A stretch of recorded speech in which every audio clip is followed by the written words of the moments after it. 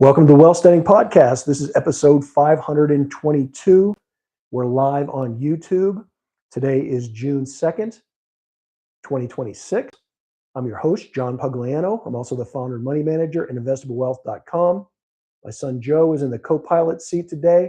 We're going to talk to you about all the hype I'm hearing in dealing with the SpaceX IPO. I've heard I guess more comments, questions about this than just about anything here recently, probably even in the last couple of years. So, I don't pay a lot of attention to the headlines.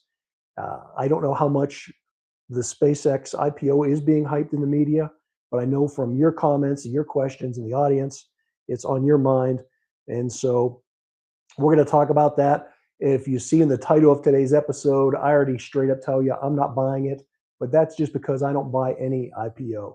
I think that most IPOs, not all, but most IPOs you can get at a better price if you're patient and wait. And that's because by the very nature of an IPO, when it's released, they create a whole big roadshow about it. It's a marketing effort.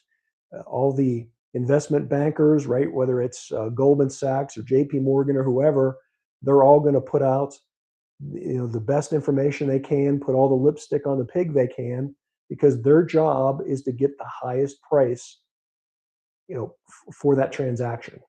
And so just like, buying a used car or any product, you want to be skeptical of what the salesman's telling you. And so I always wait, regardless of how badly I'd want to get in on an IPO. I personally would always wait. At least 6 months. This one may be a little different because there are some nuances about when people can sell and based on how much the stock rises. Joe, I don't know how much of that you might have. You have any of that in front of you now, statistically? No, yeah, there's incentives. If they hit certain marks, then more will come up. More will come up. More can be more. Yeah, more insiders can sell, sooner. and employers can sell. Employees can sell. So that makes this one a little different. But my concern, again, with any IPOs, specifically with this one, is that, there's going to be plenty of opportunities to buy this stock.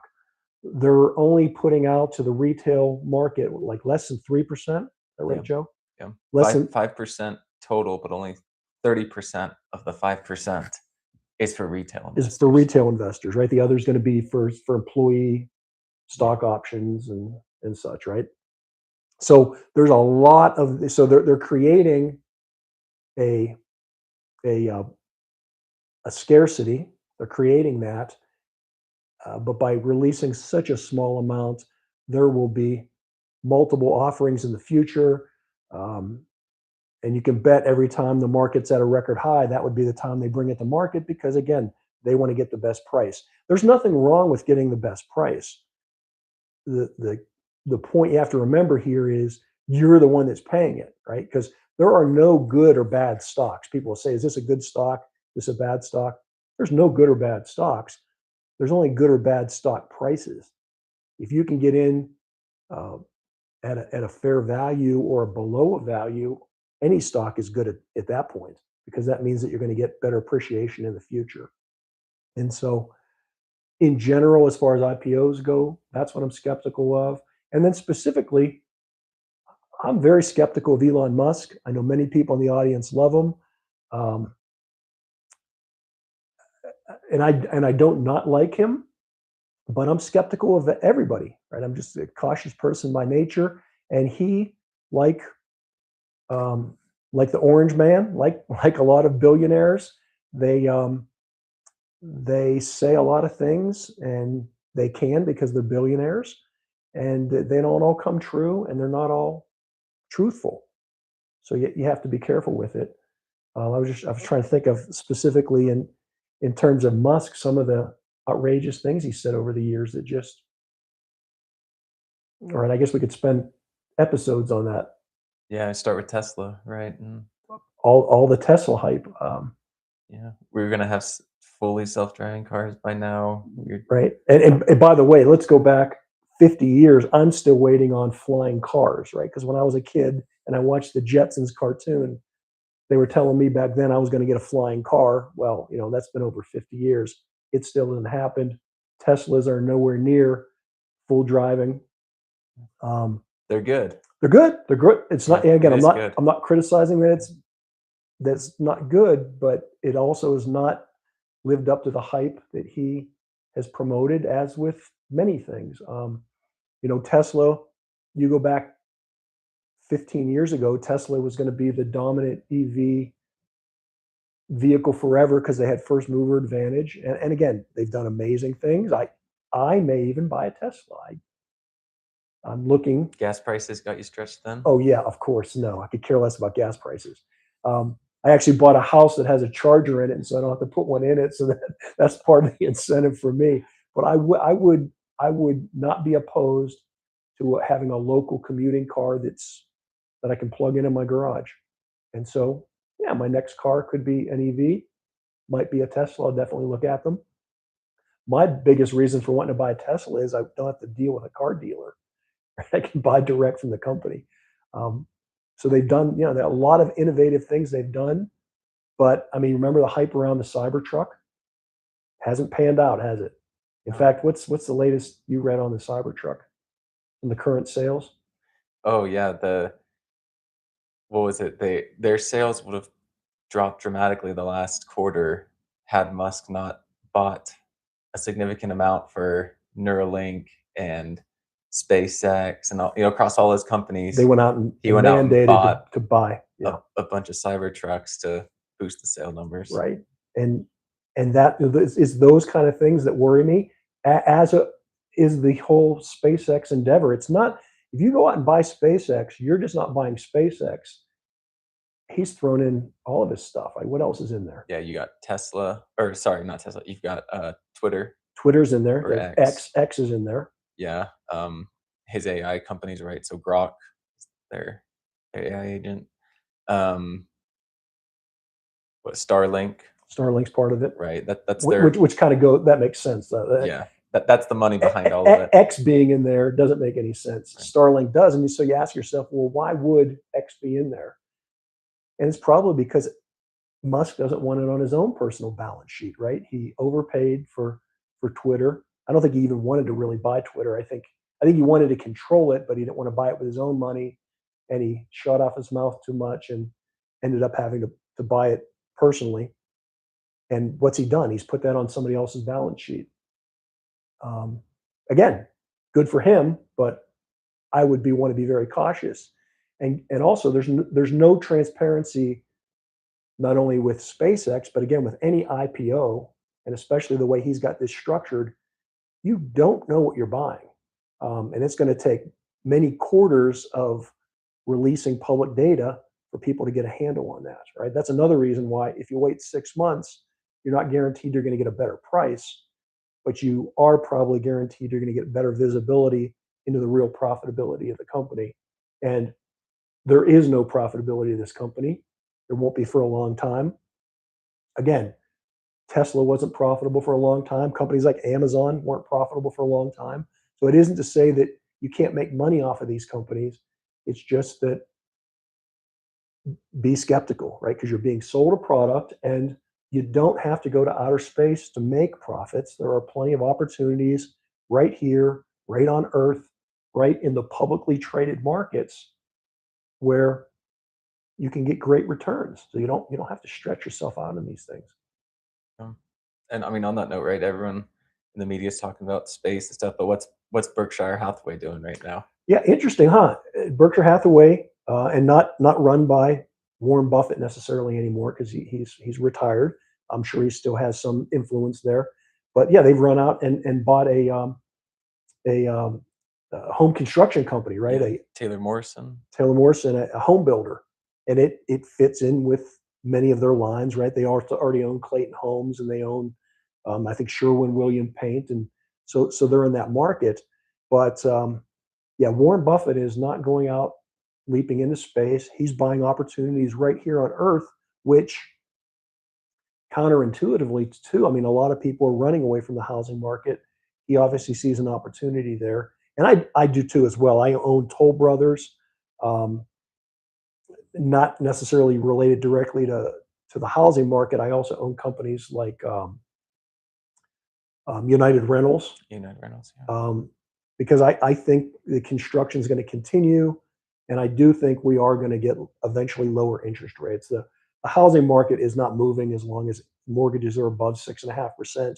We need to get down below 6. Um, and I don't know how far below 6 we'll get, but if we can get somewhere between 5.5 and 6, that's what's going to pick up the housing market. That's why I continue to own uh, regional bank stocks. I think as those interest rates go lower, these things are going to thrive. So there's plenty of opportunities there without having to go all the way into outer space. And if you do want to go to space, we've talked about it before. Um, I think we mentioned even last episode, GSAT, right? And that's not the only satellite company out there, but GSAT has been around for 20 years. Um, they've gone through a lot of peaks and valleys. They've currently been through a big peak. And when I talk about this, I'm not telling people to run out and go buy GSAT today. This was something that you should have bought like 18 months ago.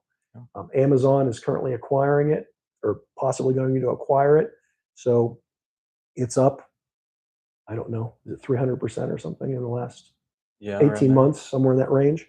Um, and that was something you could have bought in the public markets. Again, you've probably never heard about it because it's not hyped up like the SpaceX IPO is, but it makes money, it's profitable, and you could have made a killing on it, had you bought it a year ago. It's a double-edged sword though, right? Because there's also, was it the VSAT was their competitor who recently tanked because they were, on one of the spaceships that exploded, right? Or Well, no, they no, put they into were in the the one wrong that went into orbit. the wrong Wrong orbit. They orbit, put yeah. was it Blue Origin? Was it the Blue Origin one? I think I they don't remember put who Blue launched Origin it, into but into the wrong orbit. That was is it VSAT? yeah, I'm pretty sure That that was was them, VSAT, yeah. right? So yeah, and that's the point too. There are risks, right? Don't go out if you do buy into SpaceX. Don't go out and put your life savings of $1,000 into it because something can happen. They can have a launch pad explosion, like Yeah, Blue Origin, that was yeah. Blue Origin, Yeah. right? You look at the problems that Virgin Galactic has had, but they've been around for 20 years, I think. Yeah. Um, a lot of ups and downs with that stock. And you go back 20 years ago, though, people were talking about how it was going to the moon, right? It was going to take off. Well, it's had a lot of fits and starts. And again, with Musk, he has done amazing things. Tesla, I think, over its 16 years of publicly trading, I think it's averaged right at 40% annualized rates of return. But it's not a straight line. You look at a chart of Tesla, it can drop 70% and then 18 months later bounce back. It all again, it's not that it's a good or a bad stock. It depends on what price you buy it at. If you buy it at a peak, it takes many years oftentimes to get your money back. If you buy Tesla at the multiple lows it's had, yeah, you could have made a killing. I'm sure SpaceX will be the same way. It's going to go up, it's going to go down, it'll pull back to its 50-day moving average, its 200-day moving average. Those are probably times that you want to get in and buy. I don't have the stats in front of me, but I think last time I looked at Tesla, there were probably at least 4 times in the last 16 years when the stock dropped 50% or more, and in some cases like 70%, 75. And if you look at smaller drops, like just a 30% drop, I say just, right? 30% is a big drop, but in terms of Tesla, that's not a big drop. I would almost guarantee that if you look at a chart of Tesla, you will see there have to be at least 10 times in 16 years when Tesla has dropped at least 30%. And SpaceX, again, will most likely be similar. There's more risks, there's more cost, there's more extended times before they're profitable. There's all kinds of things that we don't know about. Again, um, as far as we know, Twitter, is not making any money. There's been different reports on that, but right, that's thrown in there. And why is that? Because he doesn't want it on his balance sheet. He wants to put it on yours. That's got to get diffused through the system. Will that be spun off someday at a profit? Who knows? But for now, there's going to be a lot of ups and downs and uncertainties with that company. And if you want to invest in space, hey, go buy into the titanium supply chain, right? Or the companies that make components of the rockets, or the companies that make the components, the supply system for the fuel. Right? That's where I think these secondary and tertiary markets are, that have much less risk, because those companies also have real world businesses on Earth as well. We talked a lot about Tesla. It'll be just interesting to see what happens in terms of people moving from one position to the other, right? And Yeah, what do you think is good? So you're saying about the Tesla. A lot of people have bought Tesla stock because that was really a way for them to get a share into SpaceX. Are they all going to sell and just go buy the SpaceX? That's something else that I have seen in the media. They're also talking about, we've got all these IPOs coming on, SpaceX, Anthropic. Anthropic, OpenAI or whatever. All these things are going to come on, and they're acting like it's just going to suck all the money out of the market. Just looking at it as a zero-sum game where just because you go buy into SpaceX or you buy into Anthropic, it's like the money's destroyed. And it isn't, because what happens? Other people are making money on the other side of the trade. That money's got to go in somewhere, right? They're going to buy real estate. They're going to buy other companies. They're probably going to buy titanium companies and these other things with their money, because the money doesn't get destroyed. It just moves around. But to your point, and moving around, a lot of it potentially could move out of Tesla, which has brought Musk to say that he may even buy Tesla Right, yeah. with SpaceX, Right, yeah. because he wants everything to be X, right? It's all this big X conglomerate. And again, I think he's overselling the whole thing. Again, Tesla, it's a data company. They're telling you it's going to have all this data. And, well, yeah, they do, but you have to monetize that. And yes, having the infrastructure in space of artificial intelligence could be cheaper because the sun never sets up there, so you can have efficient solar panels, and you don't have government regulation preventing you from building data centers. You don't have as much cooling. I mean, they're talking about, hey, you don't have a cooling cost because there's a vacuum in space. Yeah, you don't have to fight the Utah government. You don't have to fight. Yeah, if you're Mr. Wonderful, you don't have to fight Box Elder County, Utah, to get your data center in. Yeah, but you know what? It's not easy to do things in space, right? There's a reason we haven't done a lot there yet, because it's not easy to do. It's a very harsh environment. There are government regulations. There are also state actors that maybe would want to take out your satellites or sabotage them or damage them. I mean, there's a lot that can go wrong, and people just need to keep that in mind. Along with a lot going wrong, I don't want to sound like a glass half full or a negative Nelly, because that's all you are hearing in the media. I mean, for the last 2 years, it's been nonstop. It's tariffs are going to create a global recession. Oh, shutting down the Straits of Hormuz, 20% of oil traffics through there. That's going to cause a global recession. Extended war in Ukraine, right? I mean, we're going on 4.5 years on the war in Ukraine now, and I think we're coming up on the third year for Israel fighting in Gaza. More than 3 months now with the Straits of Hormuz either shut down or being disrupted. Hey, look at the scoreboard. S&P 500 hitting record highs, right? It surprises even me how high it keeps going up. But it all comes down to not hype. It comes down to reality. Yes, there's a lot of enthusiasm around artificial intelligence, and some areas may be in a bubble, but it's profitable. It's not like the dot-com bubble where profitability. There is companies that are selling AI that are making money. There are companies that are increasing their productivity, and they're making money. So that's what it all comes down to. And that's, again, that there's no good stock or bad stock. It's all about the price. The thing that makes the price good or bad is its return on investment. And right now, first quarter earnings have come out. I think I write down the number, 28.6%. 28.6% gain in profits year over year. is what the S&P 500 is reporting. And that's not all just the Mag 7. In fact, some of the Mag 7 has stumbled, and a lot of those profits are diffused throughout the other 493 companies. That's good news, right? Companies, railroads are making money, copper mines are making money, carbon fiber companies are making money. It's not all just about chip companies. It's not all just about people directly in the data centers.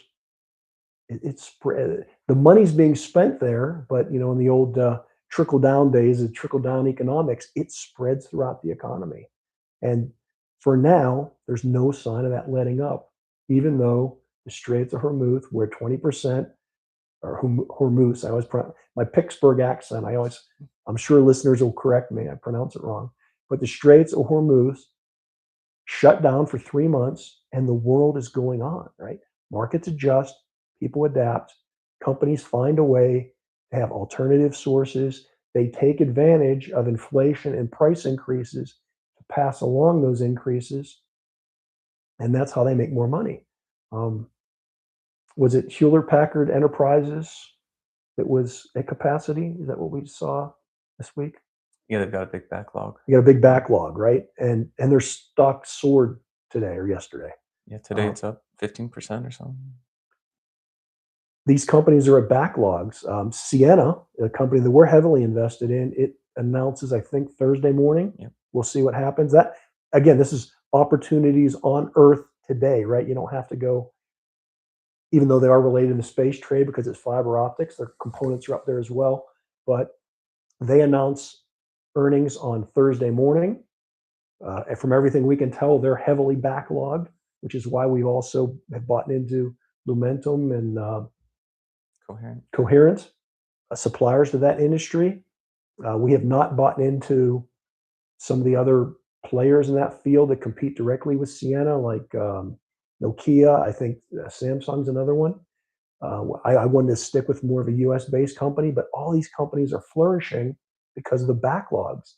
They just simply can't get enough components to make the products, and therefore they're able to pass these along at higher prices.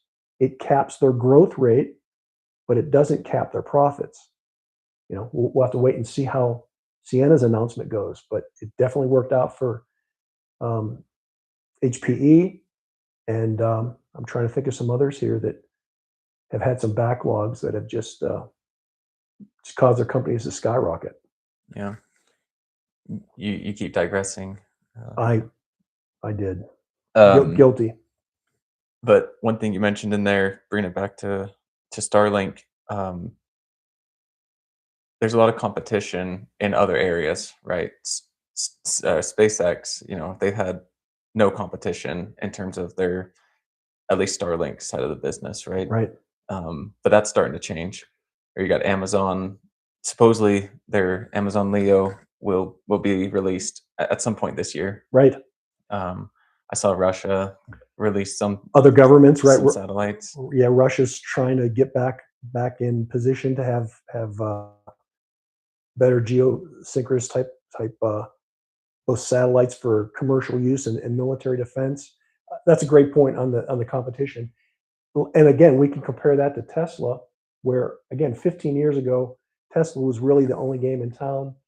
They had a massive first starter advantage, right? What about today? What about BYD, right? I mean, the only reason that Tesla isn't losing share to BYD in the US today is because we've banned Chinese cars.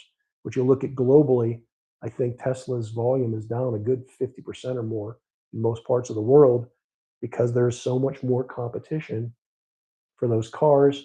And SpaceX and Starlink are going to start, when SpaceX first came along, they were competing basically against NASA, which a government bureaucracy, they were easy to beat, right? Because there's so much inefficiencies. But just like the EV business has evolved, the space business is evolving. Other people are going to use reusable rockets. Other people are going to, have access to these launch pads and things, and the moat goes away, and there will be There will be quite a bit of competition. Yeah. So in fact, you don't own a Starlink yet, right? I don't. Yeah. Are you going to hold out for Leo from Amazon or? I don't know. They haven't given a clear timeline of when they'll be out, right? So I think we might be buying Starlink. Um, But we as in me or we we as in we you? we as in the business. Yeah, because it would be a business. It is a business expense. True. That's True. right. Yeah, True. we went out camping last week and had to drive a little bit. Yeah. I have to correct my young son, who's still inexperienced in the world of business. We did not go camping over Memorial Day. What did we do? We went and did a business. What did you call it? You have to remind me what you called it. It it was a contingency. That's It right. was, it was a contingency site exercise. We were making sure that we could operate off grid so that we could still fulfill our business functions and serve our clients. So therefore, it was not a vacation. It was not camping. It was a legitimate business trip. That's right. And Starlink would have made it a little bit better. Starlink would have made it even better because we could have gone farther out, Yeah. beyond our Verizon and we have dual capability on phones so that we can, if Verizon's down, we can use somebody else. But yeah, if we had Starlink, that would add another level of sustainability and resilience to our business. So Yeah. so absolutely, if we get a Starlink system, it would be a guaranteed business expense. That's right. So final thoughts. You're not buying the IPO. I'm not buying the IPO. What about you? I'm not buying the You're not IPO. buying the IPO either. No. Okay. All right. And so there's no competition there. We don't have to see which one of us is right on that one. But you are buying the Starlink system probably Yes, most likely. with my money. That's right. My money. All right. Any other questions or things come up in the chat room? No. Okay. Well, I'll tell you, I want to end on this note. These profits are real. Okay. There's lots of gloom and doom in the headlines. That's what sells, right? In the media, if it leads, it bleeds, or if it bleeds, it leads, however they say that. Um, but we are experiencing extraordinary profits. They can't stay this level forever. So there will likely be some concern when profits drop down to only being 15%, right? You'll see a pullback in the market. You know what? That's when you want to buy. Any new money that I'm holding on to right now, or if you do follow our blog post, maybe a week, 2 weeks ago, we sold some positions. I forget when it was. Time is just so compressed anymore. I Yeah. can't keep track of it without a calendar in front of me. But a week or two ago, we sold some positions, mostly laggards. You'll see us doing more of that because I want to get rid of. A lot of people ask me, when's the best time to get rid of an underperforming stock? We'll have to do a whole episode on that, but it's when the market's up, right? Because when the market's up, it's up because more than 70% of all stocks in the market are up. So the bad stocks are up as well as the good stocks. The underperforming stocks are up as high as the others are. And so this is a great time to be trimming those losing positions. And nothing says you have to go out and reinvest that money right away. Currently, I'm putting some money on the sidelines. I have it in money market funds paying, over 4% interest. And I'll bide my time as opportunities come up, either in individual stocks or if there's a market pullback, I'll buy back in because I don't think that this bull market has run its course just yet. You have anything else, Joe? Nope. All right. Joe is a man of few words. So until next time, as always, this is Joe and John wishing you the very best returns.